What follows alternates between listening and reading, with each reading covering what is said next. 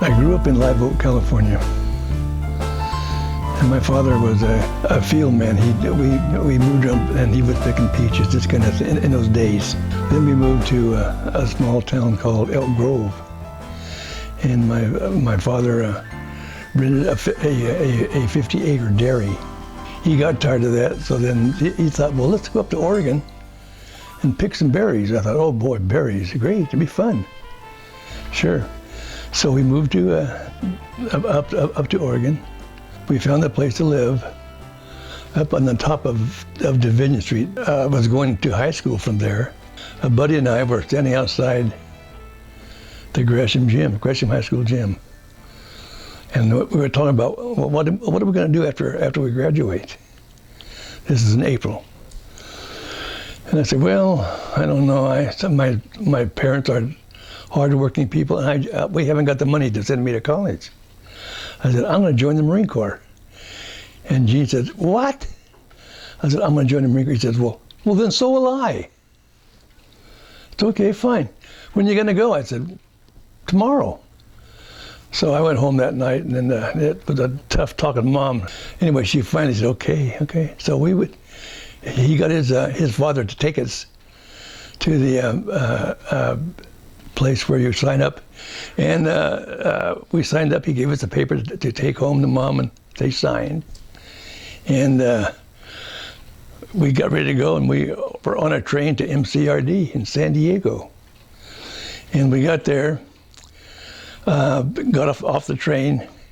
This big, tough sergeant, I'll never forget him.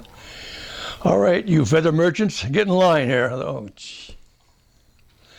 So there was probably about 15 of us, not many. And we got in line, we marched to the bus. He took us to MCRD, and we had 12 weeks of boot camp. That was tough. I mean, in those days, in the 50s, that was tough boot camp.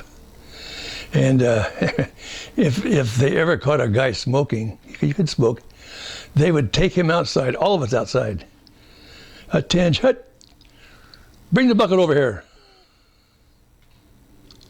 The guy brought a bucket. Give me a cigar, anything. They put the bucket over his head and light a cigarette. And he got so sick, smoking that cigarette under that bucket, where all the smoke is, right in that bucket. God, he got so sick.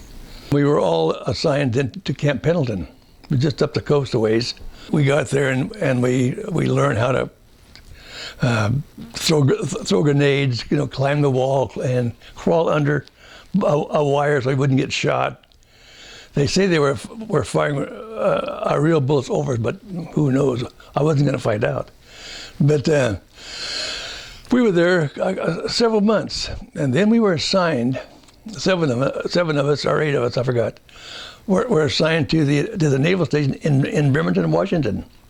We were on guard duty there for several weeks, and all of a sudden, we got a notice that we were being transferred to San Diego, being assigned and well, why? Well, you guys are going to Korea. I joined in April. Korea broke out 2 months later. So we went down to San Diego, and we got on the troop ship. It was the USS John Hope, and we took off, and we landed in Osaka, Japan. From Osaka, we went into Busan Harbor in South Korea. And we went to all tents, just tents. We found our area. We were replacing some guys that had been there for a year or so. I was assigned a Jeep to haul around the colonels and the captains and whatever. And then they said, well, we need some more truck drivers. Well, I enjoyed driving. So I volunteered. In Korea, where we were, there was no roads. I mean, you made your own roads, and you drove at night. But I learned where the ammo dump was called Munsani, and there was no village around there at all. It was just people living, in the area. In fact, I never saw a town at all. I heard about Seoul, never went there. heard about Taegu and a few other towns, but we didn't go there. Just from the guns to the ammo dump. That's all we did. And I hauled ammo for King Mike and Love Battery, 155 howitzers.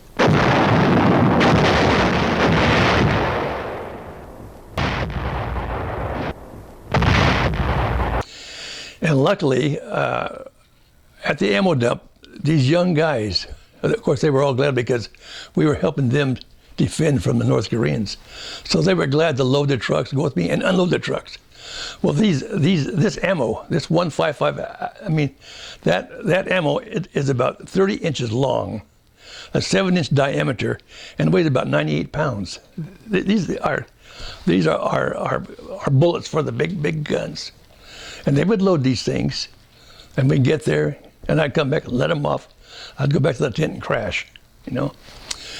Well, this one time they needed ammo right away. So I went and got a load, took off, and we couldn't find a road to where they were then. So I thought, well, now this rice paddy looks pretty solid in this one spot. So we took off, and I started to sink. About that time, a shell came about 150 yards away. There must have been a spotter in the mountain for the North Koreans that saw this truck. And but he was a lousy spotter. Anyway, my boys got under the truck. I said, get out. I said, you know, because if they had hit the truck, I'd have had splattered Koreans everywhere. So they got out on the truck when we backed out, and we found a way into King Mike and Love Battery. I think the worst part was when you had guard duty at night. It was just you know, out there, and you saw 1,000 things moving around, you know, but they weren't. But I was the youngest guy there. I was either 18 or 19, I think 19. And I had a couple of buddies that were like big Texans. Joe White, he was about 25, weighed about 260 pounds. But I had some good friends there. But the winters, they were so cold, it's unbelievable. And you're in tents. So we had a group that just kept firewood there all the time, because otherwise you'd have froze to death. I mean, it was cold. And so this one time, the North Koreans started a real bad offensive. It was in May, and so our commander said, "I need a volunteer to do some work right now for a couple hours." That's okay. I volunteered. I got in my truck, a big old International 6x, and we hauled ammo. I hauled ammo for a long time. And I was getting tired. Anyway, they needed ammo, and I got it there. And I got through, and I went back, and the next day, the next few days, the commander gave me an attaboy letter. And I sent it home to my mother. The commanding officer, 4th Battalion, 11th Marine Regiment, 1st Marine Division, Reinforced, Fleet Marine Force, Pacific, takes pleasure in commending Corporal Louis S. Elam, United States Marine Corps, for service as set forth in the following. As your battalion commander, I take great pleasure in commending you for excellent service during the period 5 through 8, October 1952, while serving as truck driver with the Service Battery of the 4th Battalion, 11th Marines. During the period 5 through 8, October 1952, you unhesitantly volunteered to remain on duty for over 60 hours with little rest or relief. You drove your truck over difficult roads and blacked out areas with superb skill and resolution. Because of your willing attention to duty, you enabled your battalion to carry out their assigned mission with prompt efficiency. Your conduct throughout was in keeping with the highest traditions of the United States Naval Service. R.D. Wright, Lieutenant Colonel, U.S. Marine. Mom would send me, cookies. I mean, she would send, and I don't know how they got there, but she sent me some. She would make dill pickles, and I would get them in the mail. And I don't know how they would ever get there, but she sent thousands of cookies, and the guys, I didn't dare eat them alone, boy, that's for sure. I spent 13 months in Korea, 2 winters. I got there in November of '51 and left December of '52. And the sweetest sight was on that ship coming under the Golden Gate Bridge at 5 o'clock in the morning, seeing all those lights, I tell you, I thought the boat was going to sink because everybody was screaming and yelling, you know. It was just a great feeling. Because, I mean, who wanted to go to Korea in the first place, you know? And it's not the best place to go, anyway. But we got to Treasure Island, and I got home, I think, a couple of days after Christmas. It was a nice Christmas, though, that way. But I made sergeant in Korea, but I didn't get my stripes until I got back here. But I was reassigned to Camp Matthews, where I had shot my first rifle ever, you know. And I had shot sharpshooter there when I was just in boot camp. But when I got to Camp Matthews, they put me on sergeant of the guard. And then they realized that I had been a sharpshooter, and they said, "Well, do you want to be a rifle coach?" I said, "Sure." So I was a rifle coach at Camp Matthews till I got discharged. We were sent back to Oceanside to be discharged, and I had my sea bag all filled up, and I was, you know, I think there was 11 of us getting out and going to take the bus home. We took our sea bags down to the bus depot at Oceanside, and went back and did something. I forgot what it was, but we all went back to the bus depot. No sea bags. Somebody had stolen 11 sea bags. Luckily, I've got a brown envelope, which is 62, that I was carrying, which had my discharge, my DD 214, and something about insurance. But it's all I brought home. I had my blues, I had every shoes, everything in that big old sea bag. I could have killed that guy that did that. And I never did find it. It's gone. I had all my medals and ribbons. Yeah. I was at home one day in 2004, reading the paper, reading the Gresham Outlook. And it said in there, an article that any serviceman that did not graduate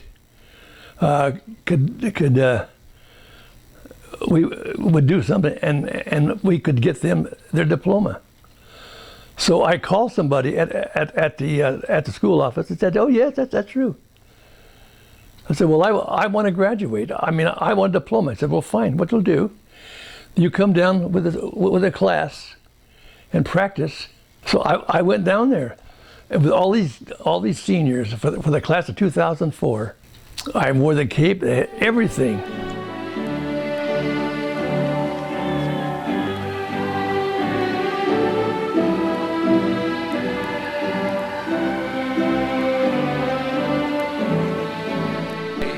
Great pleasure that I certify that the members of the Gresham High School class of 1950 and 2004 sitting before you have successfully met all of the graduation requirements of the state of Oregon and of the Gresham Barlow School District. From the class of 1950, Lewis Scott Elam.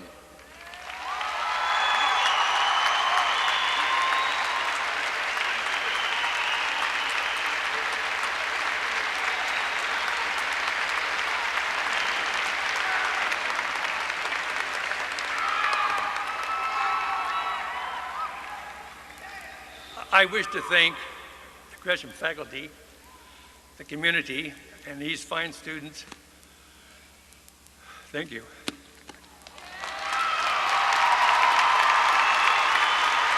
And the students, they stood up for me, and I got my diploma. Yeah, Gresham High School.